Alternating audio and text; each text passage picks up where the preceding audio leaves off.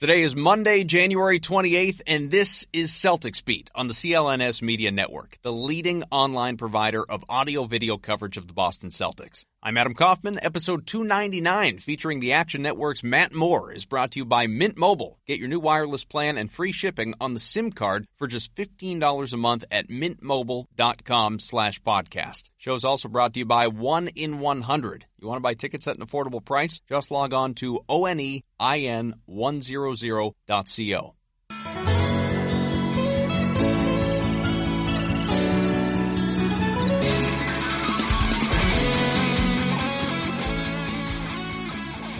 Welcome into another edition of Celtics Beat, and when I pushed off our normal Sunday release to today, it was with the intention of talking a whole lot about the loss to the Warriors, where the Celtics stand in their chase for a championship, all of it, and we'll get there, but right now, far more pressing matters after a huge Woj bomb Monday morning. ESPN's Adrian Wojnarowski went nuclear, woke everybody up early on with a series of tweets about a top 5 player in the NBA. You all know who I'm talking about. He wrote, Agent Rich Paul has notified the New Orleans Pelicans that all NBA forward Anthony Davis has no intention of signing a contract extension if and when presented, and that he has requested a trade. Davis could sign a 5-year, $240 million contract extension this summer and can become a free agent the summer of 2020. Paul told ESPN, on a preferred destination of Davis, Anthony wants to be traded to a team that allows him the chance to win consistently and compete for a championship. So if you're a C's fan, I have to imagine you're listening to this, then you're well aware Boston cannot deal for Davis till July 1st because of that designated player rule, the Rose rule, unless, of course, the team is willing to trade Kyrie Irving. Now, it's not, and he's not signing an extension early. It would cost him tens and millions of dollars. So, lots to get into with Matt Moore from the Action Network. Bring Matt in now. And Matt, NBA trade deadline rapidly approaching February 7th, less than 2 weeks away. What's your main takeaway from all this news?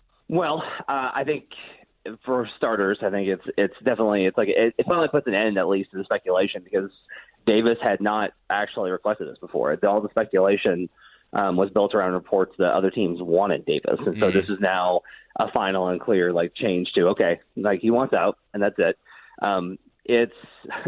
It's pitched as we want to be clear and we want to be upfront with them, and this is an agent on record, and this is a power play by Rich Paul, is what it is. This is not about we want to be clear and upfront, because you can inform the Pelicans, but then leaking it to the press, you've just destroyed all of New Orleans' leverage, all of it. It's gone.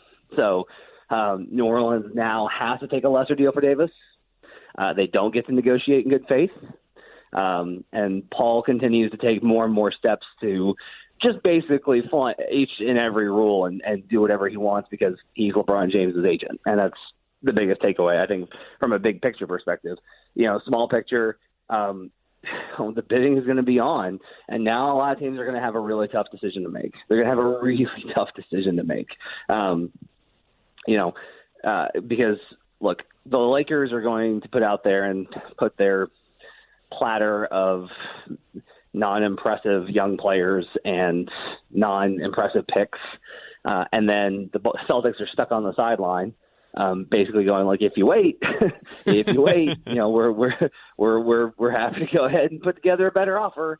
And then a lot of teams I think are going to have to weigh. All right, do we do a deal that gets us a top 5 player in the NBA?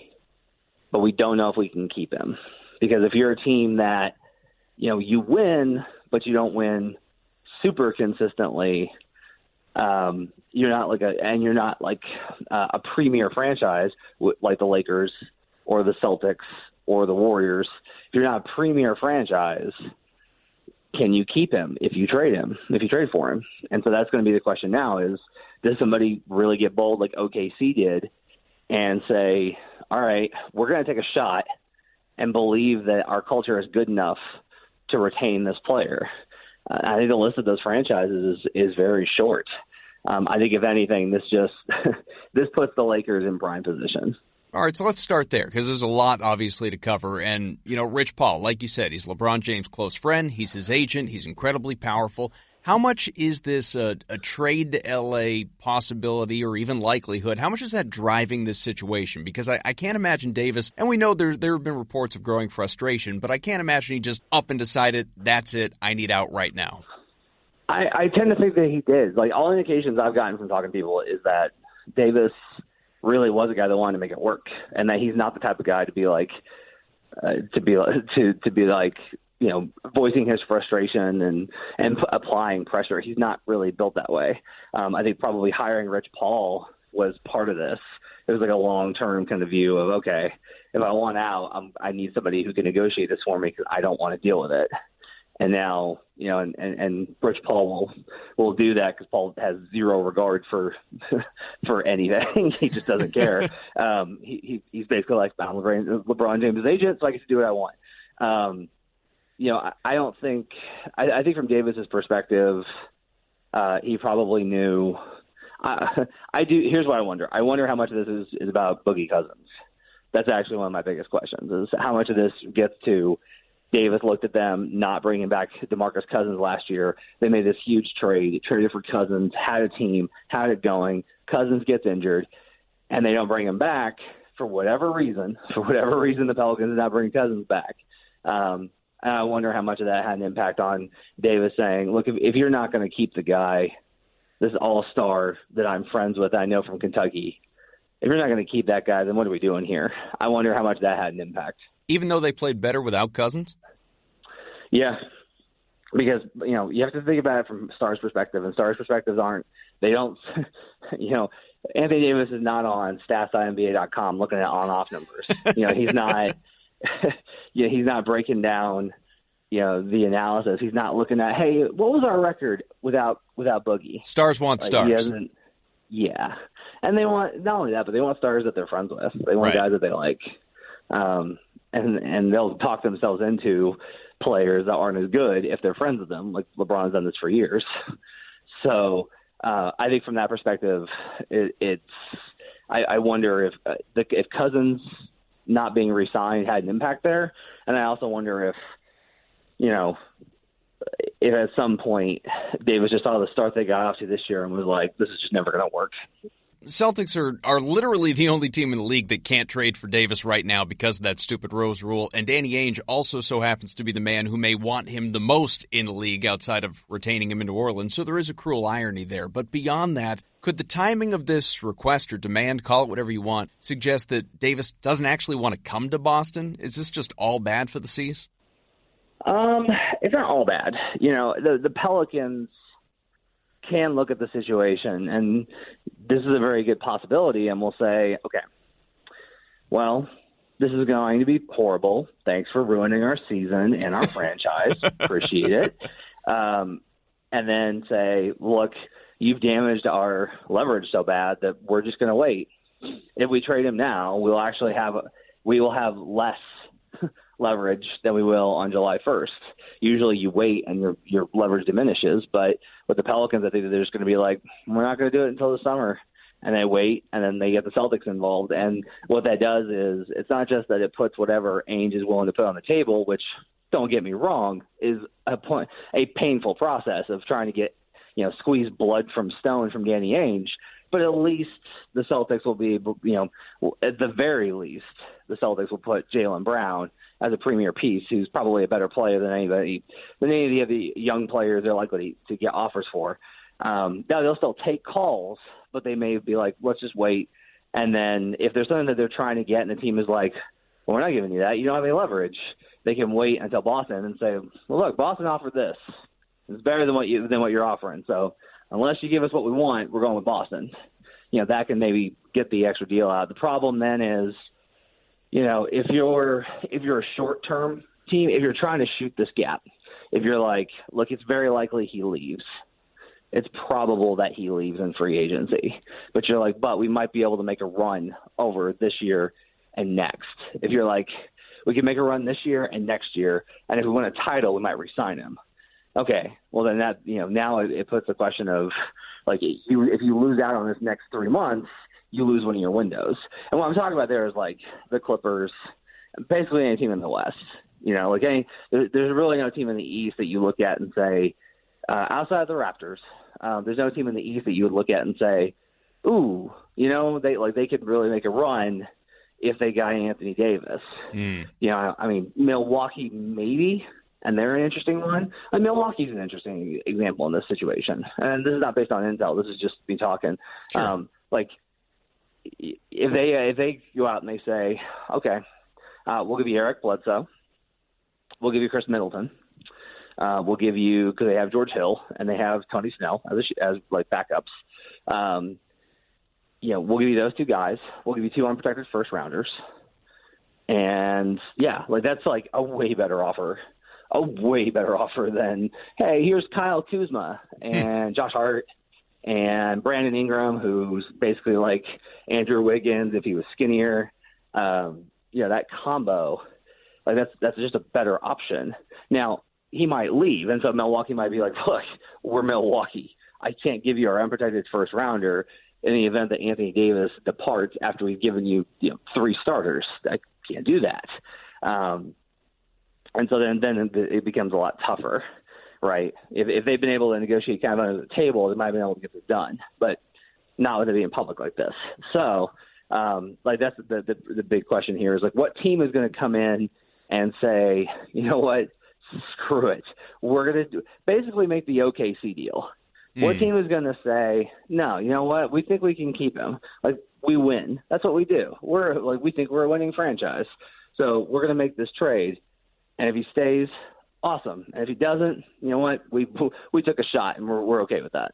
So, to me, I'm with you. It makes no sense for the Pelicans to move Davis before the summer, I don't think. And I don't say that as someone who'd like to see him in Boston. The Celtics want him. They have a great package of picks players Ainge could offer. No team can offer a better deal, as you outlined right now, than it'll be able to manufacture in the offseason anyhow, once everyone's aware of picks, protections, how the lottery shakes out. That's a big deal because the team with the number one pick in the draft could conceivably get involved in this if it decided it wanted Anthony Davis as well. But I do kind of come back to a variety of things, one of which, of course, is, again, the timing. And I'm sort of asking you the impossible of trying to climb into Anthony Davis's head. But the fact that he does, if he wants out now, if the Pelicans say, okay, fine, let's just be over this, we're going to trade you wherever we can get the best offer now, we're not worried about waiting until the offseason, does that, sort of indicate that coming to Boston doesn't really matter to him or isn't a priority to him because he knows the situation? Everyone's been talking about it for years. He knows that he can't go there. No, I think that they're seeking a resolution. Like the faster that Davis gets out of a situation where he doesn't want to be and into somewhere, because for Davis, let me put it this way. I will say this. It says that he's not I only want to be a Celtic. Sure. Right? I only want to be a Celtic. It says that that's not the case. But I think Davis, if Davis was traded to the Celtics, he would be elated and be like, this is a winning franchise. I'm ready to continue. I'm ready to win championships. It's the great history of players, Kevin Garnett, blah, blah, blah, blah, blah. I think he'd be thrilled. If it's true that he wants to win. Now, here's the question: is it true that he wants to win consistently? Is that true, or is this a lifestyle decision? Is this I want to be in LA? Mm-hmm. I want to live in LA. And that's the question. But I think that I don't think that knowing they can't trade for him, I think this was because part of it is, look, Davis is still going to hold all the power anyway, because upon being traded, he's not going to sign the extension there either. Right. Let me put it this way: if the Clippers sold out, if the Clippers were like, we'll give you Shai Gilgeous-Alexander, we'll give you Montrezl Harrell, we'll give you Lou Williams expiring, we'll give you Tobias Harris is expiring, we'll give you 2 first-round picks. That's a haul. That's a massive haul. Stunning prospect, multiple first rounders, expiring contracts, et cetera, which doesn't actually help New Orleans. They need to not have money on the books. They need to have money in the books so they don't have to spend it this summer. But let's say that on the surface, that's a really good offer, right? Mm-hmm. Well, he goes to LA, and it's him and Danilo Gallinari and whatever is left there. And they flame out in the first round or the second round because they wouldn't have much left over. And let's say that Kawhi Leonard doesn't join him in LA and Jimmy Butler doesn't join him in LA. Well, at the end of it, he could still just be like, well, I appreciate you trading for me, but this just hasn't worked out, and I don't feel comfortable here, and I'm leaving. Like, no team is like, teams will be like, we want assurances he'll re-sign here. And the best they're going to get is, we'll consider it. Mm-hmm. Like, that's the best that they're going to get. He is almost, I would be shocked if he turned down as much money as he would have to sign an extension. The rules of the CBA don't allow him to sign an extension where it makes financial sense. So he's always going to have the option to walk. And so from that perspective, there's not like this doesn't lock him in anywhere if he gets dealt. I think that Boston, I don't think, is out of it until Anthony Davis is under contract indefinitely. The Pelicans don't owe Davis anything. We've acknowledged that. He's quitting on them effectively, and they're in complete control of this situation. How likely are they, do you think, to even negotiate a deal with the Celtics before July 1st, then trusting that they know what they're getting? Boston could draft for New Orleans with multiple first-rounders, which would obviously be included, and all of that is hashed out behind the scenes. Or is that just a crazy, hopeful theory on the part of C's fans? No, I mean, it's possible. If he doesn't let me put it this way, if he doesn't get dealt before the deadline, then I would say Boston's a likely favorite. It's not a done deal, but nobody has what Boston can offer this summer. They've got so many picks. They've got so many young guys. And, like, the big question with Boston, let me put it this way. If Boston calls Dell Demps today and says, okay, so you're having a rough day, but I do want to let you know that if you wait, I will put Jason Tatum on the table. Jason Tatum is the centerpiece of any deal that we make. Then if I'm the Pelicans, I'm just like, I'm not taking any other offers. Thank you. We're fine. We'll play out the season. What's the likelihood of that Danny Ainge would include Jason Tatum, that Tatum's not untouchable in a deal for Davis? Extremely, extremely low, because it's Danny Ainge, and as every executive I've talked to has related to me, dealing with Ainge is pulling teeth. It's excruciating because, to his credit, he wants to get the best deal. It's just, let me put it this way. If you're talking about, say you're negotiating a car, and the car costs $13,000, right? Mm-hmm. The car costs $13,000. You want to buy the car from Danny Ainge.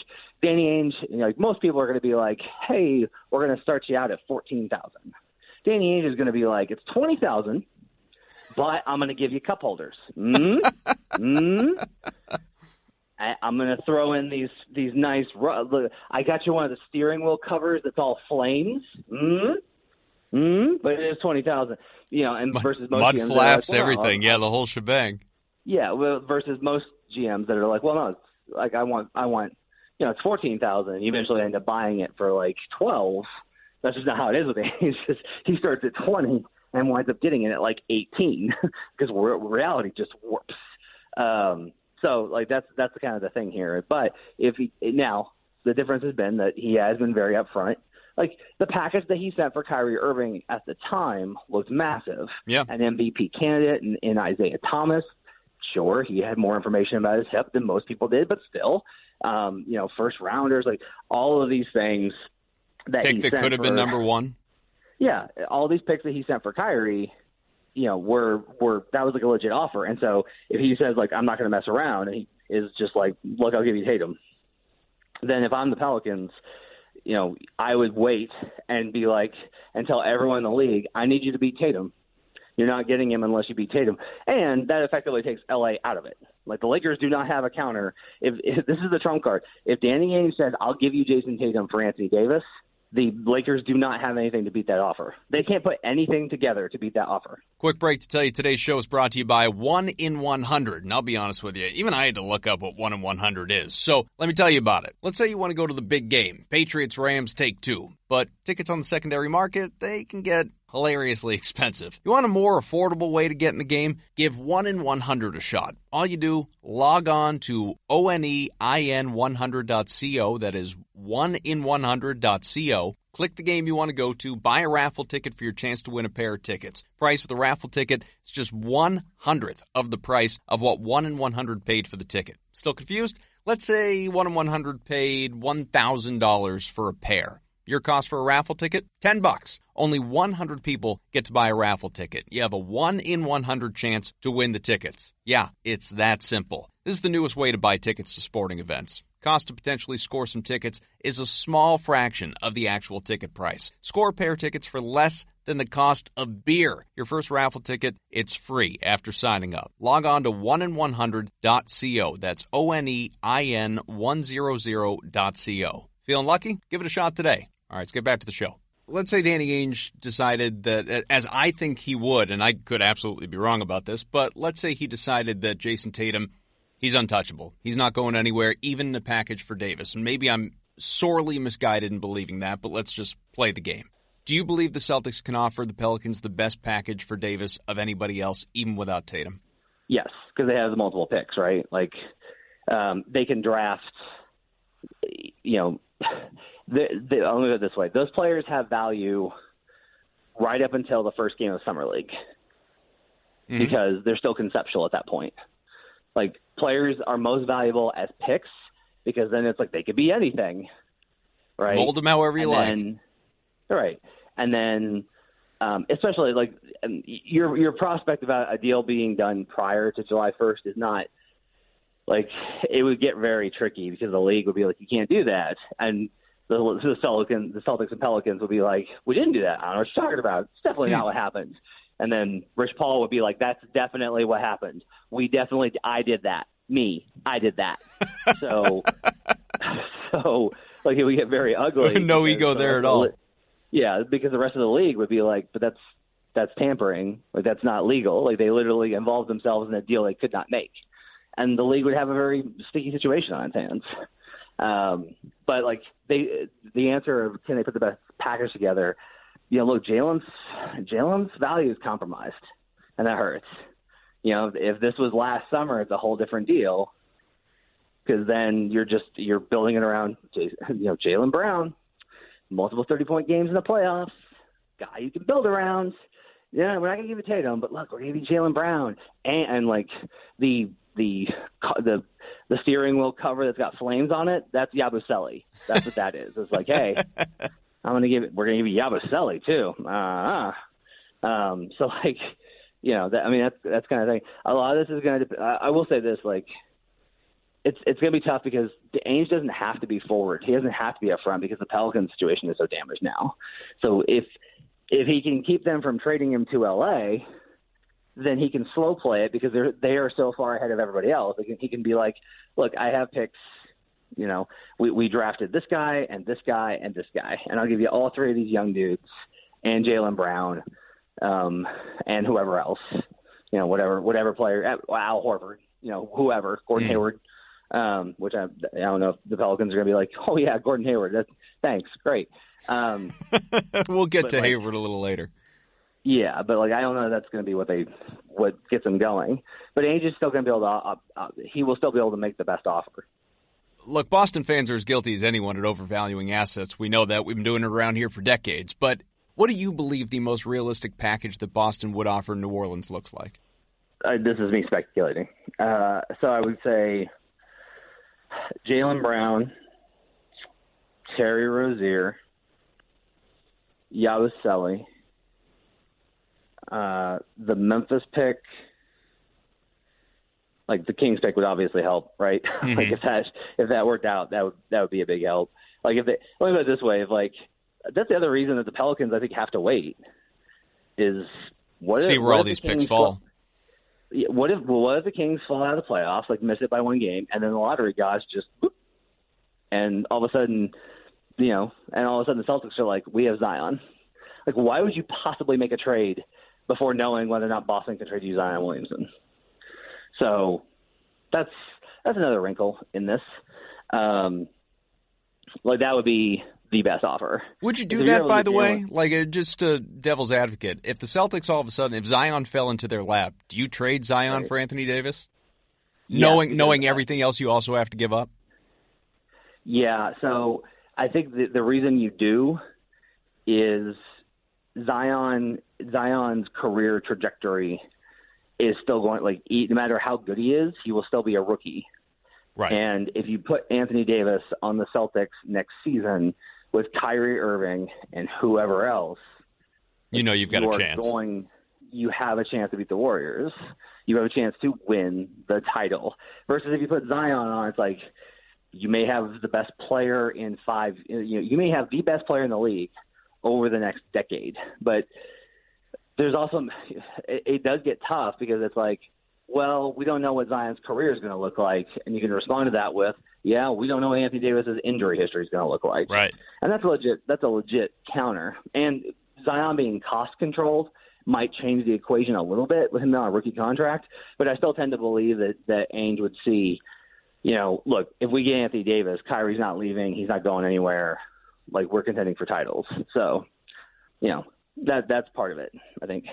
So what's a Lakers package look like? What's their approach to this situation right now? Also knowing, of course, the very close immediate ties between Paul and LeBron.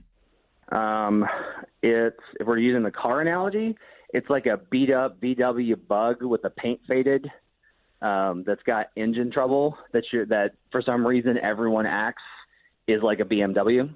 That's basically what the comparison is. I mean, look, it's I would imagine it's one of Ball and Ingram, but not both because they can't clear the cupboard. Like, you can't just be like, oh, we're going to have LeBron and AD and then a bunch of nothing. So it's probably Lonzo or Ingram, and then Kuzma or Hart, maybe both, depending on how serious they are. And then, like, a bunch of picks that are going to be in the 20s that are guaranteed to be in the 20s. Mm. You're not getting anything of value. This is one thing that always bugs me is like, well, they can offer more picks. It's like, I don't care if you offer me 2 picks across 4 years or across 3 years that are definitely going to be above 20. I'm not getting a rotation player. I'm getting an end-of-the-bench guy. What does this matter to me? So I think that's part of the equation as well. To me, it doesn't look good. If he goes to the Lakers, it's because Rich Paul has applied enough pressure to get him there. There's no reason for the Pelicans, and then nobody else stepped up to the plate because they were too scared. That if the Lakers get him, it means that the Raptors were like, nope, we're good. And Milwaukee was like, nope, we're good. And everybody on down, Denver was like, nope, we're good. That means they got no better offers. To that end, I mean, those are the 2 teams we keep talking about naturally, Boston and L.A. But who else is a viable threat to acquire him, you think? Who's a team that isn't going to say, nope, we're good? I do wonder, let me put it this way. I know Denver will call because Denver just does its due diligence. Every team will put in an offer. Like every team will be like, okay, let's see what we can. Let's at least try because you never know. Like I just don't imagine any team is going to put out there. There are a couple of interesting ones. The Spurs, I think, are an interesting question. If the Spurs go out and they offer Pau Gasol's expiring contract, and if they offer, DeJounte Murray's hurt, but if they include DeJounte Murray in the trade, and they put the exception on for his ACL injury, they say we'll give you, Lonnie Walker or Derek White, like young players that are underrated and that we've developed, plus veteran contracts that you can clear your cap space of. And the Spurs are like, we'll give you multiple first rounders. That's an interesting one because the Spurs are able to say, no, we think we can keep him.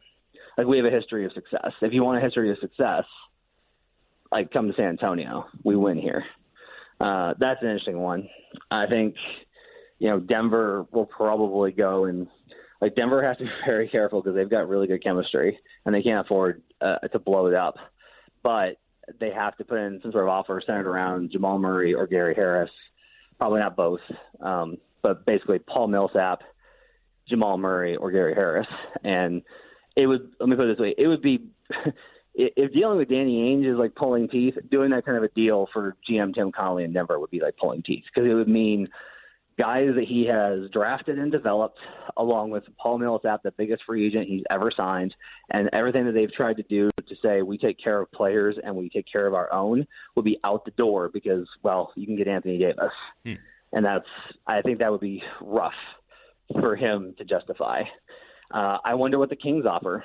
Like, as crazy as it may sound, like if the Kings are like, we'll give you Buddy Hield back, that looks pretty good. That looks pretty good right now. So like that's an interesting question. Toronto, I think, is a really interesting one.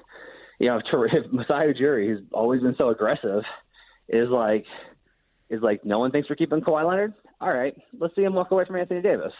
And he says, I'll give you Pascal Siakam. I'll give you Serge Ibaka. I'll give you or Jonas Valanciunas, whichever you prefer. Mm-hmm. Young player on a good contract that's been good this season. I'll give you Fred VanVleet or DeLon Wright, whichever one you want. And I'll give you OG Anunoby. Like, that's you have a young core there to go forward with. That's pretty good. That's a pretty good offer if you're the Pelicans. Let me put it this way: I would much rather have DeLon Wright, Pascal Siakam, and OG Anunoby than Lonzo Ball, Kyle Kuzma, and Kentavious Caldwell-Pope. Like that is not something I want. So like those are, I think, the teams that you have to look at. And then I mentioned Milwaukee. If Milwaukee goes and is able to offer something like I mentioned earlier, that's another team. What you have to look at is you have to look at teams that were in OKC's position that they can't get guys to sign there, but they can trade for them and keep them once they're there. Once you've shown them playoff success, you can be like, hey, let's go. If you're looking into your crystal ball, I mean, how do you believe all this unfolds for Davis and the Pelicans, especially when you do consider that trade packages, and you kind of just outlined it, rarely return what we all believe is appropriate value? It's very rare, right? And part of it is like, the Pacers are like your ideal situation where you traded your all-star, who's now an MVP candidate, for Oladipo and Sabonis, and at the time it looked horrible, and then it looked great, and now Oladipo's out for the season with a very serious injury, and he may be ruined again. That's how quickly the winds of change winds of fortune can change your outcome. But I think if I'm looking at it, it's very rare that you get what you want back. It's very rare that you get what you need back. And that's one of the reasons I think the Celtics are important in this is Boston will be able to put together the best package. If he's traded to the Lakers or to somewhere for less, it just means it shows a level of dysfunction at the top of the Pelicans to not do due diligence. And that's, I don't know how they're going to resolve this because it's a tough situation. Because there is a point where you're just like, man, we just got to get this done. Like, it's too much of a distraction. Everyone's miserable. Like everyone in the offices are miserable. Like, everything's terrible. Imagine trying to sell Pelican season tickets this morning for next year. Imagine you're in that ticket office. Like, these are the things that people miss out on. Like, if you're a GM and you're in these meetings and you're listening and people are like, we can't sell tickets. We just can't because everybody knows AD's gone and they don't know what we're going to have. Those things impact things. Like, if you're walking through the office and just like everyone's somber and down and depressed, like, that impacts things. There are all these things that people don't see behind the scenes that impact how organizations have to deal with these kind of situations. So what is the most important decision facing New Orleans right now? For me, I look at it differently. Like, a lot of people would be like, what do you want to target? Or like, how good is Lonzo Ball? And my thing is like, what's your big picture? Like, when you step back and you go, okay, we're about to lose the best player in franchise history, which is not great. This is devastating. This is a low point. But the bigger question is, like, where do we want to go? As an ownership group, where do we want to go? And if I'm GM, which I would not be because I don't have the experience or ability to do that, but if I were GM, that would be the question I would have for my ownership, which is, look, I can deal with the situation. It's tough, but where do you want to go, regardless of my future? Because like this puts a real damper on Dell Demps' chances to keep his job and Alvin Gentry to keep his job, et cetera. Like, teams usually don't survive this. Like, LeBron left Cleveland and everyone was gone. But I would say, as my job as president of basketball operations, I need to know where you want to go. And regardless of what that means for me, I'll execute your vision. And if you say, I want to build around a singular young star that's already a prospect that we know is good, if you say, I want to build around draft picks, if you say, I want to build around cap space, whatever approach you want to direct me, that's what will guide my thinking. Because if you go in and you have a big picture view of what you want to do, if you're like, you know what, we're going to get young, like if you basically, the biggest thing I would do is I would just be like, I would say if the GM or if the owner asked me like, well, how do we get back? I would say our best shot is to wait, and whoever gets the number one pick, we try and trade with them. Mm-hmm. Because the other one I would mention here, it's very unlikely given the records, because like Atlanta can't keep him, so they're not going to trade him, right?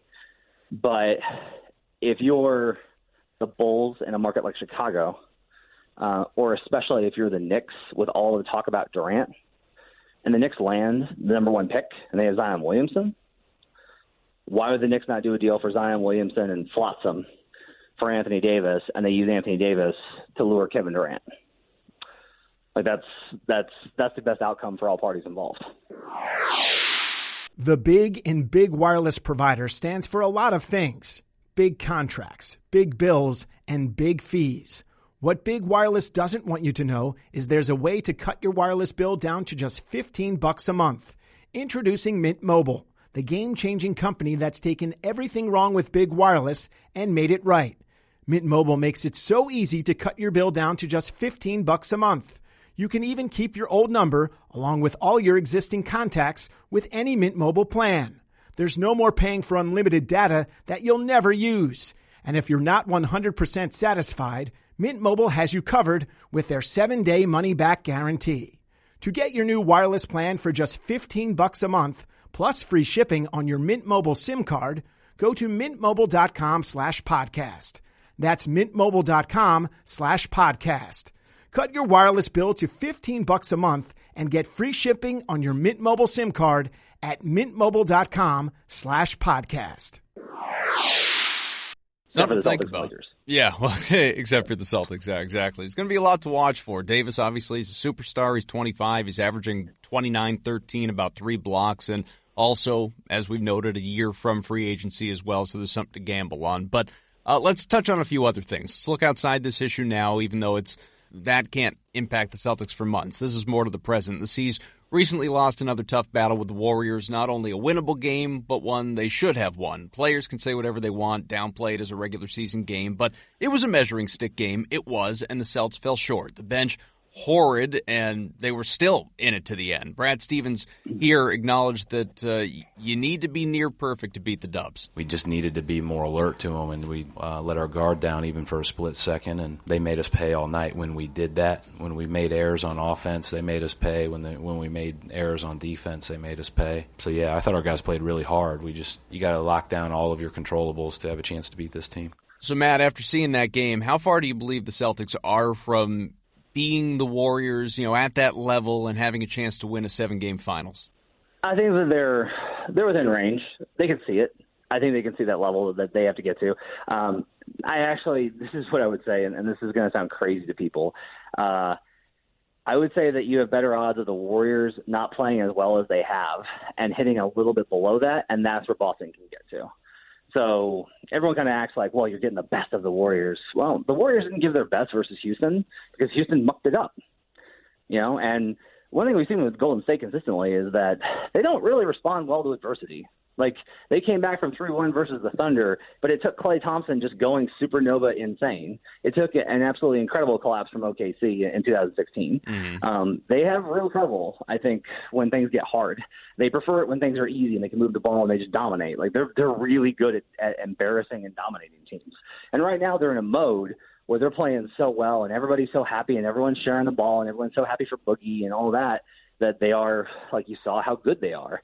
And even then, Boston has chances to win.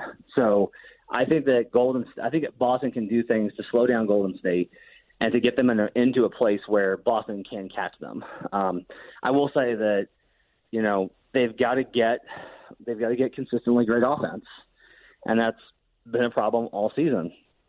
They have to get consistently great offense. It's been better over the last month. It's been really good over the last month, but that's where they have to be at the whole time, and they have to get a little better. And the big key here, because, Celtics fans have not had to face the Warriors in the series, having covered so many of these series through the years, this is the big thing. You can't waste any opportunity. If the Warriors have a down shooting game, you have to beat them. If they have a game where their defense slips, you have to beat them. If they make key mistakes down the stretch, you have to beat them.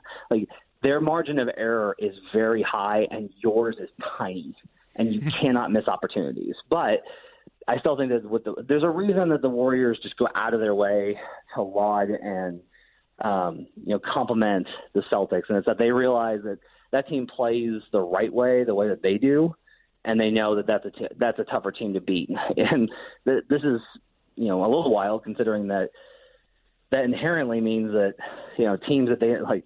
Houston, I don't think they respect the way that they play, even though Houston could have beaten them last year. But they have a very aesthetic way of looking at the game, and I think Boston matches that. I know you saw this. Jeff Goodman hosts the Good and Plenty podcast here on the CLNS Media Network as well. He said after that game, that loss to the Warriors, an anonymous Warriors player told him Gordon Hayward is a liability on both ends of the court. It's a huge story, and we know he hasn't been good.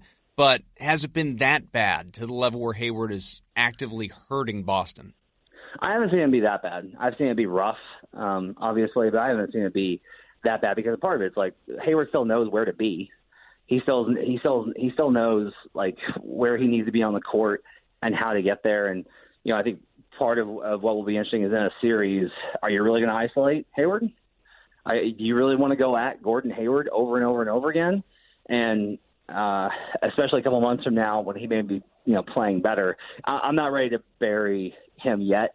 It's clear that, look, the Warriors, it's a pretty honest quote. And the players that I would imagine saying that are not really, there's no tactical advantage to the Celtics saying that. There's not. There's no advantage for them saying that. They're just being honest that he's not able to move. But I do think that there's still a capacity there. And the other thing is Boston's covered up way worse players than that. They've made offensive allowances for Marcus Smart, and they've made defensive allowances for Isaiah Thomas, and still managed to be effective in both of those areas with those guys. So, prior to this year when Marcus started shooting really well, but Brad Stevens is a good enough coach. I think he'll figure out a way to compensate, and I think Hayward will raise his level to where it needs to get to. Is there any chance, though, you think that by the playoffs, so a few months away, Hayward can be the player he was toward the end there in Utah, or is this just a wait till next year situation? I think he can get there. I've seen too many players that have rough years and then have a down moment, or have great years and then have a down moment. The playoffs it's small sample. It's really contextual. It's just really contextual. The bigger key may be, can they get there? Can they get, if he's not 100%, not 100%, if he's not 80%, can they get past Milwaukee? Can they get past Toronto? I think they can definitely get past Philly. Can they get past those other and whoever they face in the Eastern Conference Finals? Seeding is going to matter. Timing is going to matter. All of these things are going to factor in because I think I think Hayward might be able to get there for a series. I don't think that he can reach the level that they're going to need in 3 series based off of what they kind of wanted when they signed him. What do you need to see out of Hayward down the stretch here that you haven't to this point so far as he's been working his way back from that gruesome leg injury? Comfort level. Not so much of it. He never looks comfortable. But there are stretches where it's like, all right, he found a rhythm, he found a groove. But overall, it always seems like it fits and starts. And I think that's really tough for a player of his type to get where he needs to go offensively or defensively. He just never seems in rhythm. And that to me is a bigger deal than the physical limitations or anything else. He's still trying to get used to a new body, basically. And that comfort thing is not something you can force. It's not something you can create. It's not something you can train your way into. It only comes with time. Before I let you go, let's kind of go full circle with this show a little bit. We started in part with the trade deadline, knowing full well the Celtics cannot acquire Anthony Davis this year without dealing Kyrie Irving, but they can go for just about anybody else, depending on what they're willing to give up. With the trade deadline coming up February 7th, do you think the C's, based on what you've seen so far, need to make a move for an impactful player, not just a end of the bench kind of guy? Not unless one falls in their lap, and I'm not sure who that would be at this point. I don't know. Because part of it is, why would you, until Davis is traded, why would you possibly part with any sort of asset, so to speak? Right. That's the key is, as long as Davis is a Pelican, the Celtics have to say, we'll be happy to talk to you after the Anthony Davis situation is resolved. Once that happens, and they may even say, look, all right, if Davis gets traded to LA, we're willing to talk about Rozier for whatever. But that has to be the starting conversation.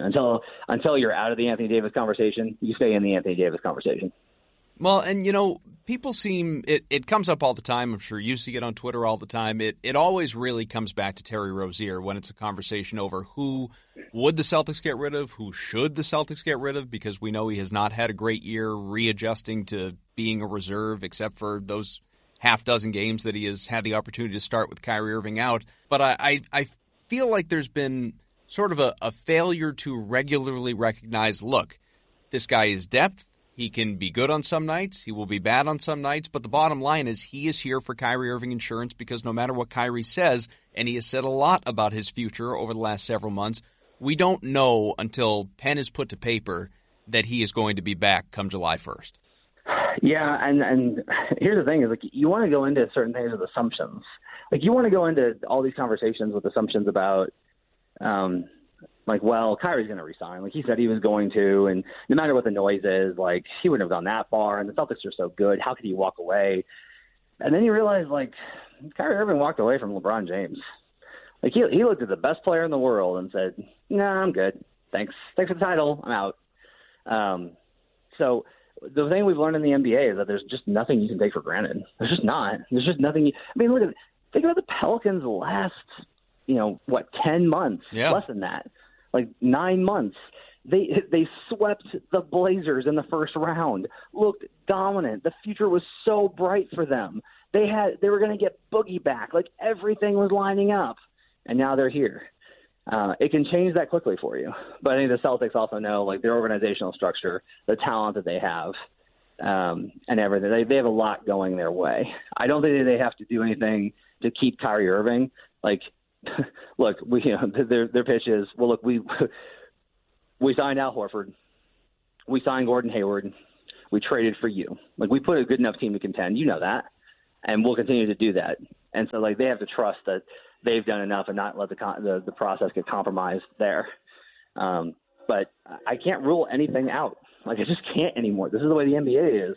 I can no longer. If you told me, like, Kyrie Irving is traded on the trade deadline, I would be amazed and shocked, but I wouldn't be, like, unable to process it. I'd be like, that's the NBA.